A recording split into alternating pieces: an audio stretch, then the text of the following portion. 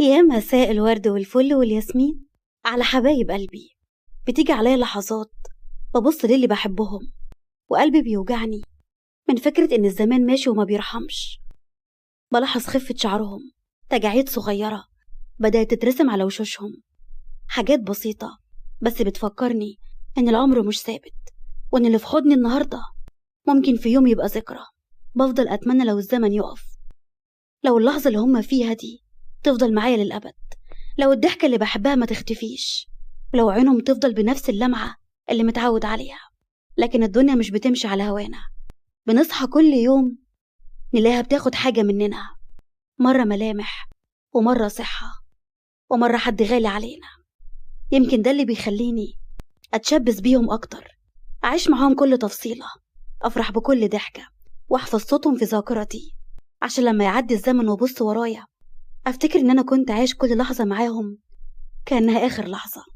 الزمن بيغيرنا، بس الحب الحقيقي هو اللي بيخلينا نحس إن العمر مش فارق، وإن القلوب اللي بتحب بجد بتفضل شابة حتى لو الدنيا خدت منها كتير.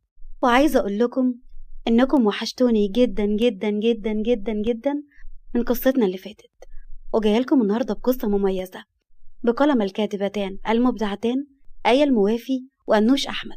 بس عايزة أفكركم لو القصة النهاردة عجبتكم بجد يا ريت تدعموني باللايك والاشتراك في القناة، ويلا بسرعة نصلي كلنا على رسول الله عليه أفضل الصلاة والسلام، ويلا بينا نسمي الله ونشوف قصتنا النهاردة بتقول إيه.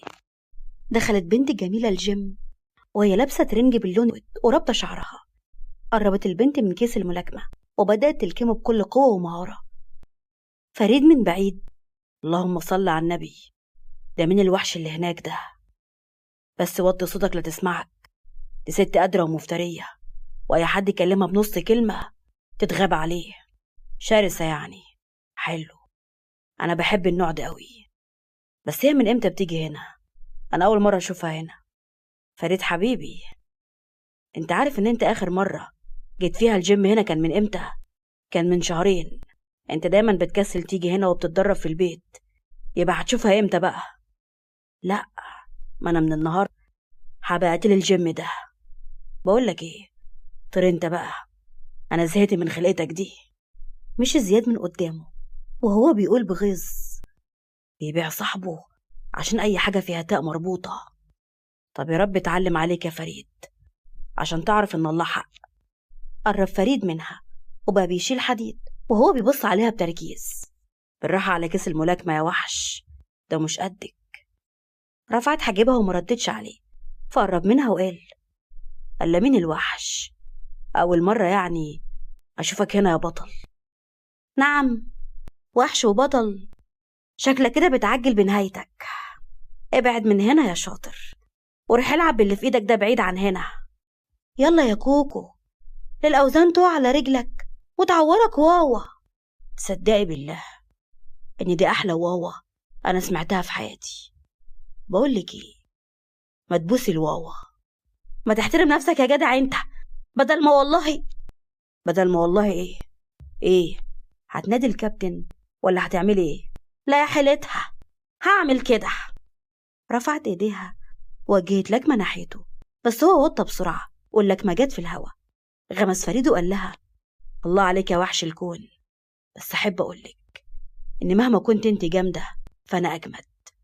ده أنا فريد الديب برضه، يعني مش أي حد. اتعصبت كارما منه فمسكت الوزن اللي كان على الأرض وحدفته بيه. بعد فريد بسرعة من قدامه وهو بيقول بصدمة: يا بنت المجنونة، انت كنت هتجيبيها فيا؟ ما أنا قصدي أجيبها فيك، بس للأسف انت اتفادتها على آخر لحظة. لا، ده انت مجنونة رسمي بقى، ده ربنا يعينك على دماغك دي. بعد عنها وقعد جنب زياد. ايه يا اخويا، خليتي وحشتك ولا عشان الموزة كانت هتعلم عليك؟ بقولك يا زفت الطين انت، اسكت خالص، انا على اخري. هو انت اخويا ما قدرتش عليها فهتقدر عليا انا؟ بقولك يا فريد، البت دي مش هتيجي سكة بسهولة، ووفر صحتك وابعد عنها. لا ابعد عنها ايه، والله ما انا سايبها غير لما تكون حلالي. حلالك؟ ولا يا فريد، انت تقصد ايه بكلمة حلالي دي؟ اقصد اللي انت فهمته. البت دي ما تتسابش كده، البت دي لازم تكون مراتي. زياد بصدمة: ايه ده؟ انت بتتكلم بجد؟ انت عايز تتجوزها؟ انت بتهزر صح؟ ده انت ارتبطت ولا 100 مرة وعمرك ما قلت الكلمة دي. اللي اختلف المرة دي. امال لو البت ما كانتش اديت لك الوش الخشب كنت عملت ايه؟ لا، اللي اختلف كتير. البت دي غير اي واحدة انا عرفتها قبل كده. دي اللي كنت بدور عليها من زمان. انا فتاة احلامي واحدة تكون شرسة ولسانها طويل ومتمردة وكمان جميلة. انا كنت بدور في البنات عن الشخصية دي واخيرا لقيتها. اقول لا، ده انا ابقى واحد حمار. ويا ترى بقى يا صاحبي، انت هتتسلى بيها زي البنات اللي كنت بتتسلى بيهم ولا المرة دي غير؟ ما اسمهاش كنت بتسلى بيهم، اسمها كنت بتسلى معاهم. انا عمري ما وعدت واحدة فيهم بحاجة، بالعكس انا كنت بقول لهم من البداية اني بتسلى ومش بتاع جواز. اما بقى بالنسبة لنص سؤالك التاني فانا بتكلم جد. انا عايزة اتجوزها فعلا. ماشي يا صاحبي، اما نشوف، بس ربنا معاك بقى. ضحك فريد وفضل باصص على كارما وهي بتتدرب. وبعد شوية خرجت كارما من الجيم ومشت في طريقها للبيت، لكن حست إن في حد وراها. لفت كارما ولقيته راكب ريس وبيبص عليها. خير، ممكن أفهم أنت ماشي ورايا بالبتاعة اللي أنت راكبها دي ليه؟ أنا ماشي وراكي ليه؟ هو أنا ما عنديش شغلة ولا مشغلة ولا إيه؟ مع إني مستعد إن أسيب كل شغلي عشان خاطرك أنت يا جميل. لا والله، يعني أنت عايز تقنعني إن أنت بتشتغل؟ فوق يا حبيبي، أنت اللي زيك ما وراهوش حاجة غير إنه يعكس البنات ويقعد على القهاوي وبس. ابتسم فريد بغرور وطلع كارت من جيبه وحطه في إيديها وقال: فريد الديب، صاحب شركات الديب جروب. أظن مش محتاجة أوضح أكتر من كده. اتصدمت وهو غمز لها وقال: 1-0 يا فراولة.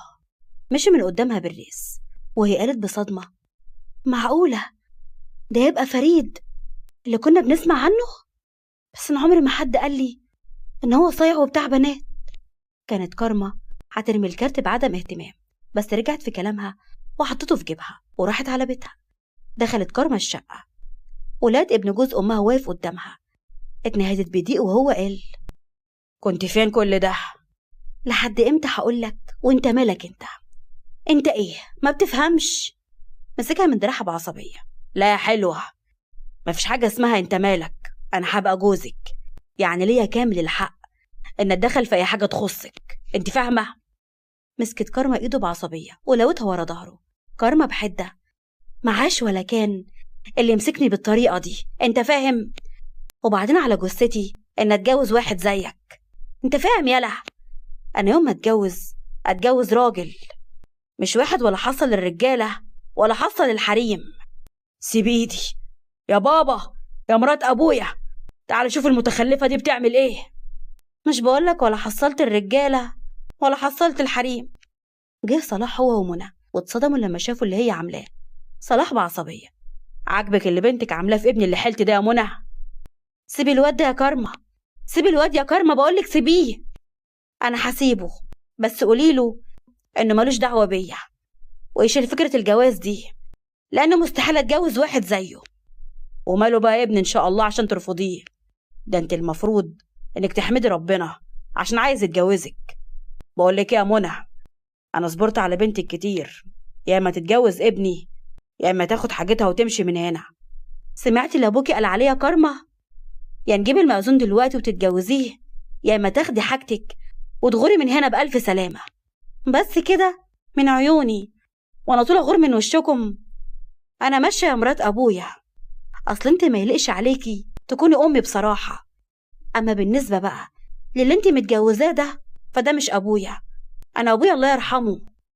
زقت كارما معاذ لدرجه انه وقع على الارض وراحت اوضتها. عاجبك اللي بنتك بتعمله ده يا طنط؟ انا نفسي اعرف انا ايه اللي يعبني عشان ترفض تتجوزني؟ هي الطول اصلا؟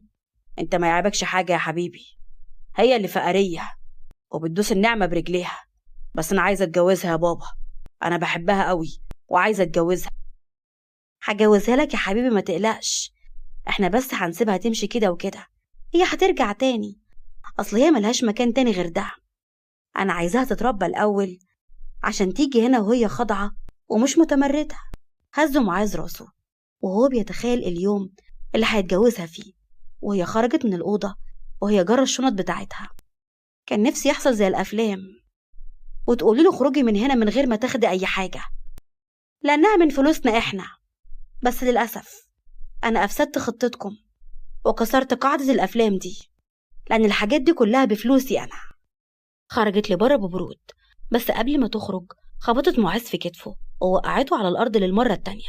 وبعد شوية كان فريد هيطلع شقته عشان ياخد دش ويعدي على شغله، لكنه اتصدم لما لقى كارما قدامه. ايه ده انتي؟ بسم الله الرحمن الرحيم. هو انا مش لسه سايبك من شوية؟ جيتي هنا ازاي؟ انتي عرفتي مكان بيتي ازاي؟ اللي بيسأل ما يتوهش يا عينيا. وبعدين سيبك من اي حاجة دلوقتي، عندك مكان اتخمت فيه؟ استغرب من سؤالها، بس اخد باله من الشنط اللي كانت معاها فضحك وقال ايه ده، هما طردوكي ولا ايه؟ تقدر تقول حاجة زي كده. ها، عندك مكان ابات فيه ولا ادور على حد تاني؟ تدور على حد تاني وانا موجود برضه؟ ده حتى يبقى عيب في حق يا فراولة. ادخلي البيت بيتك. للأسف يا مانجا، انت هتقعدي هنا النهاردة لحد ما ابعت حد ينظف الشقة بتاعتي التانية عشان تقعدي فيها. هزت راسه ودخلت معاه جوه. لفلها فريد وكان لسه هيتكلم، لكنه اتصدم لما لقاها ماسكة آلة حادة ومقرباها من بطنه.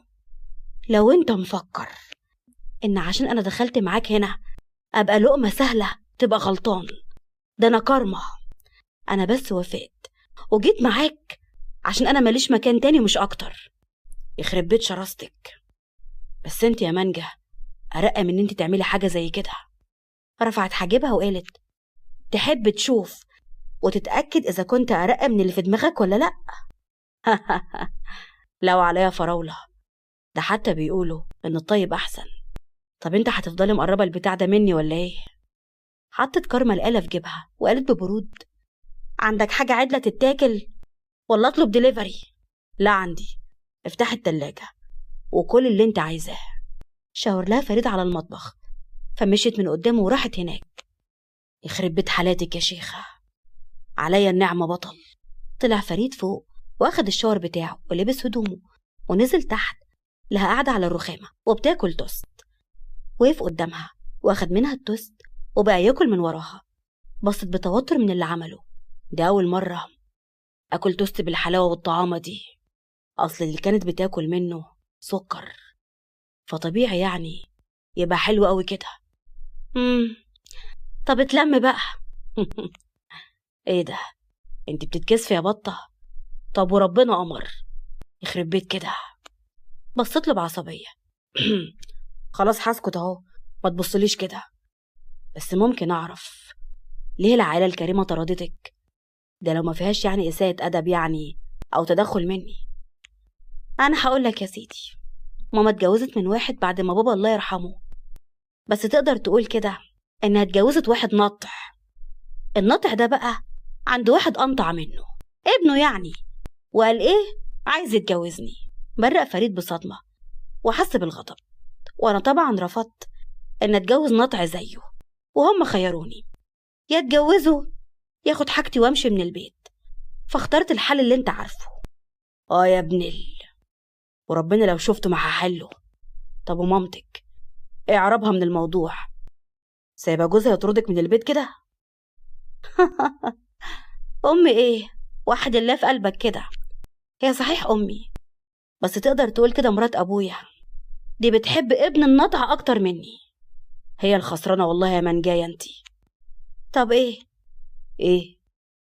مش ناوي تمشي بقى ولا تروح شغلك؟ انا بنت وعايزه اخد راحتي في البيت، فعايزاك تمشي. فريد بغيظ. طب لمحي وما ترزعهاش في وشي كده، ما تبقيش بومه. بصت له ببرود وما ردتش عليه.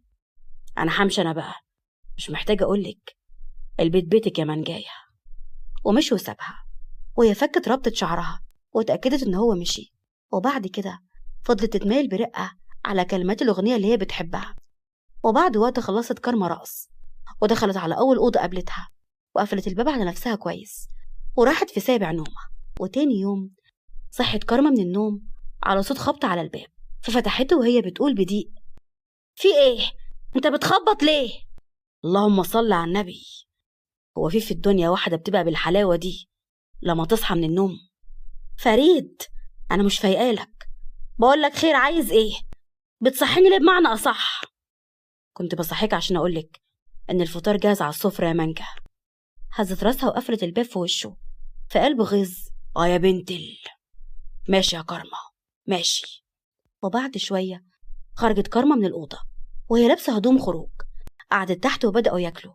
وبعد ما خلصوا كانت هتخرج بره، لكنه قلب استغراب: ايه ده؟ انت رايحة في حتة ولا ايه؟ رايحة الشغل بتاعي. لا، ما هو من النهاردة تنسي حاجة اسمها شغل. نعم؟ لا سمعني تاني كده، انت قلت ايه؟ هو ايه اللي من النهاردة مفيش شغل؟ قصدك ايه؟ اظن مش محتاجة شرح، الجملة شرحة نفسها. من النهاردة تنسي حاجة اسمها شغل، وانت بأي حق ان شاء الله تقول لي اعمل ايه وما اعملش ايه. شدها من وسطها ليه وقال: بصفتي جوزك، او بمعنى اصح هبقى جوزك، وانا بغير على مراتي ومش عايزها تشتغل. بعدت عنه وقالت: هو انا ما قلتلكش مش انا هفضل زي ما انا كده؟ فريد برفعت حاجب: اللي هو ازاي؟ معلش مش فاهم. هفضل سنجل زي ما انا كده، ما انا اصلا بعيد عنك، انتوا صنف ما يتعاشرش وملكوش امان بصراحة. يا روحي لو كان مش بمزاجك يبقى غصب عنك. ما اتخلقش لسه اللي يغصب على كارما حاجة هي مش عايزاها. هو انا ما قلتلكيش؟ اصلا انا اللي اتخلقت عشان اعمل كده. بقولك ياض، انت شكلك فايق ورايق وانا مش فاضيالك، يلا سلام. وقبل ما ينطق اي كلمة خرجت كارما واخدت تاكسي. وبعد وقت وصلت الشغل، نزلت وطلعت في الاسانسير. وبعد وقت كانت وصلت مكتبها، قربت منها صاحبتها: صباح فل يا كبير، طمنيني عليكي. اهو صباح وخلاص يا بنتي يا ملوكة. المهم ايه الدنيا؟ في حاجة جديدة حصلت في غيابي؟ لا يا اختي، اهو على حطة ايدك. المهم انت مالك كده؟ مش طايقة نفسك على الصبح كده ليه؟ اتخانقتي مع حد ولا ايه؟ لا عادي، مفيش حاجة مهمة.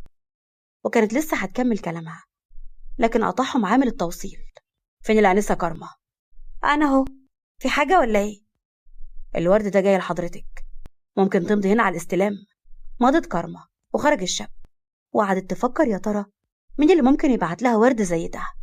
ملك بمكر: هو في حاجة من ورايا يا بت ولا ايه؟ يا شيخة توكسي، ده تلاقي الواد النايتي اللي اسمه معاذ. مش عارفة الواحد هيخلص من أشكاله دي امتى بالظبط.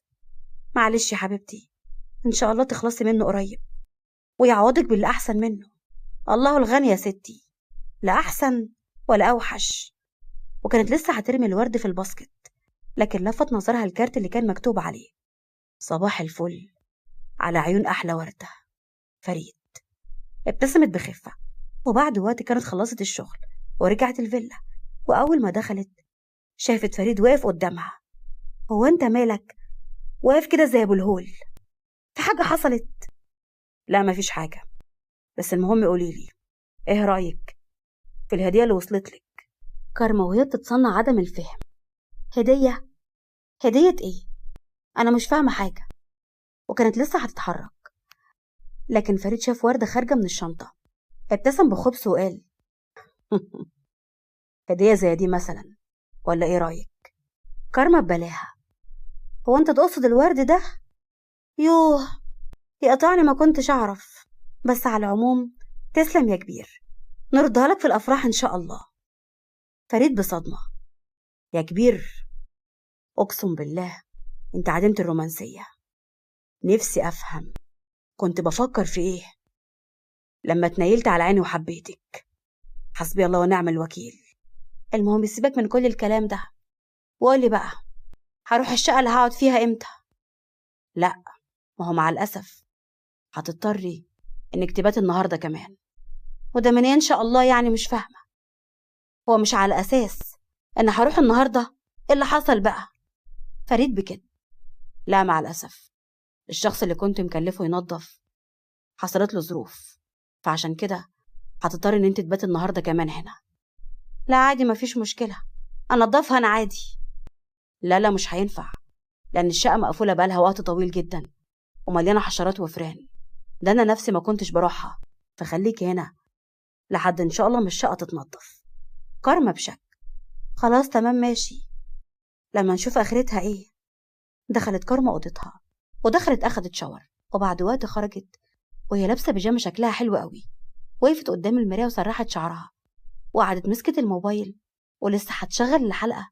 مسكت الباب بيخبط، قامت فتحت الباب، وأول ما فريد عينه جت عليها انبهر من جمالها وقال: الحلاوة دي بس، قلب الصغير لا يتحمل والله.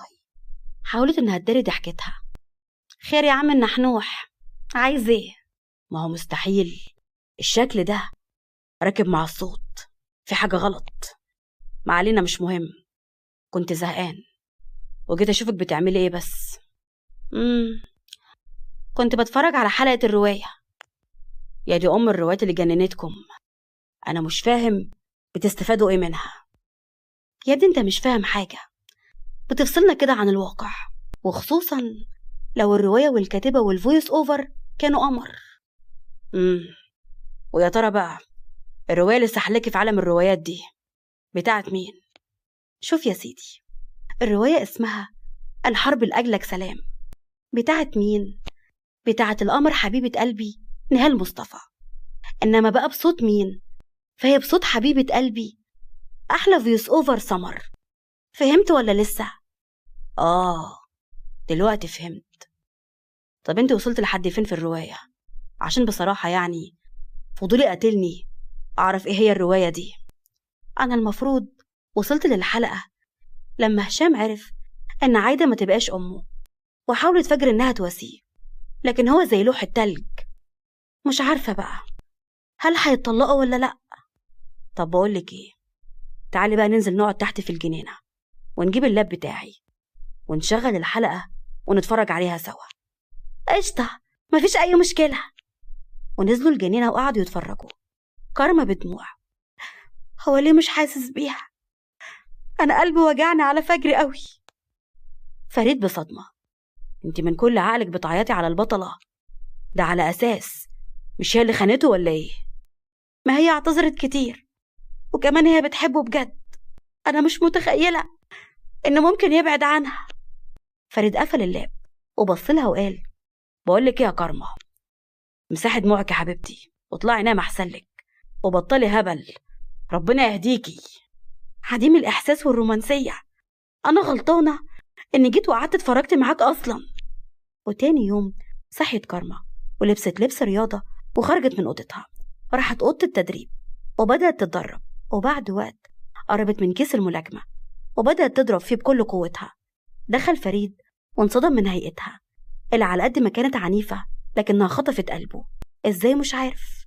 قرب منها وحوط وسطها بإيده، وهي جسمها اتنفض تحت إيده، لكنها اتملكت نفسها وكانت لسه هتتكلم لكن هو منعها. هتصدقني لو قلتلك إن أول مرة في حياتي ما كنش قصدي حاجة مش كويسة. أنا بجد حابب وجودك معايا، وبجد بتمنى إنك تديني فرصة. بعدت عنه وقالت: أنا عارفة إنك عايز تتجعلن وإنك مش قصدك حاجة وحشة، لكن صدقني أنا دلوقتي مش مستعدة إن أخد الخطوة دي. فريد بحزن: عشان خاطري حاولي عشاني، أنا بجد بحبك، وصدقيني هحاول على قد ما أقدر إن خليكي تثقي فيا.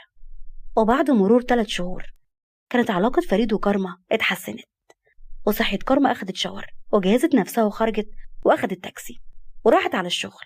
وفجأة وهي قاعدة بتشتغل سمعت أكتر صوت بتكرهه: ازيك يا كارما، أخبارك ايه؟ طمنينا عليكي. صباح الزفت على دماغك، هي حصلت تجيلي لحد مكان شغلي؟ انت اتجننت ولا ايه؟ معاذ ببرود: ما كانش قدامي حل تاني، وبعدين انا معرفش من بعد ما سبت البيت رحت فين، فكان لازم اجيلك هنا لان عايزه اتكلم معاكي في موضوع مهم. خير، عايز مني ايه؟ انجز وجيب من الاخر. مش هينفع هنا، تعالي ننزل نروح اي كافيه ونقعد نتكلم براحتنا. الصراحة مش مرتاحالك، بس ماشي، ما علينا. بس لو طلع حوار منك ما تلومش غير نفسك. خرجت كارما مع معاذ واخدوا تاكسي، وبعد وقت كانوا وصلوا الكافيه. يلا هات من الاخر وقول لي عايزني في ايه، عشان ما عنديش وقت. طب تشربي ايه الاول؟ ماشي، عايزة واحد عصير مانجا. طلب من الجرسون الأوردر، وبعد وقت كان وصل وبدأت كارما تشرب منه. ها يا ابني، مش ناوي تقولي بقى انت عاوزني في ايه؟ ما احنا قاعدين اهو، يعني الكلام هيروح فين؟ لا ده انت فايق ورايق، وشكلك جاي تضيع لي وقتي. انا همشي. وكانت لسه هتقوم، حست بدوخة. قرب منها معاذ بخبث. ايه ده؟ مالك بس يا حبيبتي، فيك ايه؟ فجأة كارما فقدت وعيها، وشالها معاذ وخرج بيها، وشافها زياد ومعاذ شايلها وبيحطها في التاكسي. ركب عربيته ومشي وراهم، وطلع تليفونه واتصل بفريد وقال من غير مقدمات كتير، الزفت اللي اسمه زياد ده شكله ناوي على نية مش كويسة لكارما. فريد قام من مكانه بسرعة. مش فاهم قصدك ايه يعني؟ هو في حاجة حصلت ولا ايه؟ كنت في الكافيه وشفته وهو شايلها واخدها في تاكسي، وانا حاليا ماشي وراهم. فريد بغضب خليك وراهم وبعت اللوكيشن وانا جاي وراك. وبعد وقت كان وصل معاذ ونزل وشالها الشقة كان مأجرها، وبعد دقايق بسيطة وصل زياد وفريد. فريد بغضب جحيمي. كارما والكلب ده فين؟ فوق، يلا بسرعة مفيش وقت.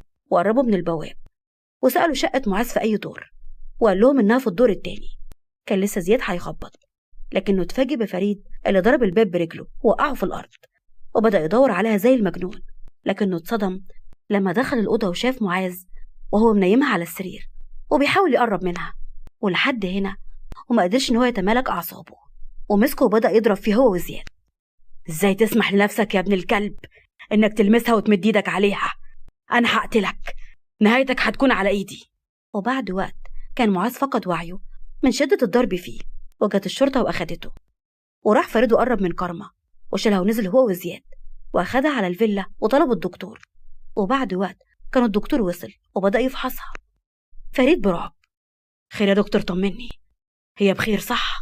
الأنسة بخير الحمد لله، هي بس أخدت منوم قوي شوية وهتفوق منه بعد كام ساعة. تمام يا دكتور، شكرا لحضرتك. طب أنا هوصل الدكتور وهمشي أنا بقى، ولو في أي حاجة بقى كلمني. خلاص تمام ماشي. مشي زياد وقرب فريد وقعد جنبها ومسك ايديها وقال ما كنتش حاضر أسامح نفسي. لو كان حصل لك حاجة، كل ما افتكر الحيوان ده قرب منك ازاي بحس ان قلبي بيتعصر وهين عليه روح اقتله، بس الحمد لله ربنا حماكي ليا. وبعد كام ساعة كارما بدأت تفوق. كارما بتعب. أنا فين؟ وإيه اللي حصل؟ وأنا جيت هنا إزاي؟ الحمد لله على سلامتك يا حبيبتي، انت هنا معايا ما تخافيش. كانت لسه هتتكلم، لكن افتكرت معاذ وقالت أنا آخر حاجة فاكراها إني كنت مع معاذ وكنت بشرب عصير، وبعد كده تعبت ومش فاكرة إيه اللي حصل. حكى لها فريد على كل حاجة حصلت، وهي كانت في حالة ذهول من كل اللي كانت سامعاه. كارما بدموع. إزاي؟ أنا مش مستوعبة. يعني أنت لو ما كنتش لحقتني كنت هضيع؟ ما تفكريش في اللي حصل، فكري دلوقتي هتجيبي فستان الفرح منين يا عروسة؟ عروسة ايه وفستان ايه؟ انا مش فاهمة حاجة. هو انا ما قلتلكيش ان فرحنا الاسبوع الجاي؟ انت بتهزر صح؟ فرح مين الاسبوع الجاي؟ ده قرار نهائي ومش بمزاجك على فكرة، ده غصب عنك. انا بحبك وعارف ومتأكد ان انت بتحبيني، بس بتكبري، فملوش لازمة بقى ان احنا نقعد نتعب بعض. جهزي نفسك يا عروسة، الخميس الجاي هيكون كاتب كتابنا. وبعد مرور أسبوع في أفخم فنادق البلد كانت كارما في الجناح بتاعها ومعها الميك اب ارتست بتجهزها. وبعد وقت كانت البنت خلصت وقالت اللهم بارك، شكلك حلو قوي، ربنا يستر على العريس من جمالك النهاردة. بجد شكلي حلو قوي، ده انتي قمر مفيش كلام، اللهم بارك. وعندي فريد كان بيجهز نفسه معاه زياد بخبز. ايوه يا عم، ماشيه معاك حلاوه، هتتجوز اللي بتحبها ومش هتتعب نفسك، هي عارفه ماضيك كله وقبلك زي ما انت. ابو شكلك يا جدع، الله اكبر في عينك. وانت جاي تنق عليا ولا ايه النظام؟ لا يا عم، اعوذ بالله، انا مش بنق، انا بحسد بس. وبعد وقت راح فريد وخبط على باب الجناح، فتحت له البنت وخرجت. دخل فريد وقفل الباب وراه، لكن أول ما شاف كارما اتصنم مكانه. كارما بخجل: مالك في ايه؟ وبتبصلي كده ليه؟ اللهم بارك، انا مش قادره استوعب ان الجمال ده كله ليا وملكي. ربنا يبارك لي فيك يا رب. ويبارك لي فيك يا رب. المهم بقى يلا ننزل عشان الضيوف، ما ينفعش نتأخر عليهم. فريد بخبص وهو بيقرب منها: بقول لك ايه، ما تيجي نلغي حوار الفرح ده؟ هو احنا مش كده كده كتبنا كتابنا من يومين؟ الفرح مش مهم صح؟ كارما بصدمة من جرأته: فريد مالك في ايه؟ وبعدين لم نفسك عشان الضيوف مستنيانا تحت. فريد بجنون شالها على كتفه وخرج وهو بيجري بيها وهي بتضربه على كتفه: نزلني يا مجنون، نزلني يا فريد. شافهم زياد وضحك وقال: انت غيرت رأيك ولا ايه يا فيرو؟ ولا شكلك مستعجل قوي ولا ايه؟ تقدر تقول حاجة زي كده؟ كنسل بقى الفرح عشان انا ما عنديش وقت اضيعه. وبعد وقت كان وصل فريد البيت ودخل اوضتهم. يا ابني انت مجنون، ازاي تخلينا نسيب الفرح كده؟ فريد وهو بيقلع الجاكيت بتاعه: انا بقيت مجنون من اول لحظة شفتك فيها، وقلت مش هسيبك غير لما تكوني حلالي. طب اهدى بس كده وهنتفاهم. لو حياة امي ما في تفاهم، ده انا هطلع عليكي القديم والجديد. وبدأ يجري وراها، وفي لحظة مسكها وقربها منه وقال: بعشاك يا بنت قلبي. وانا بموت فيك. تمت بحمد الله، وهنتظر رأيكم في الكومنتات. باي باي يا حبايبي.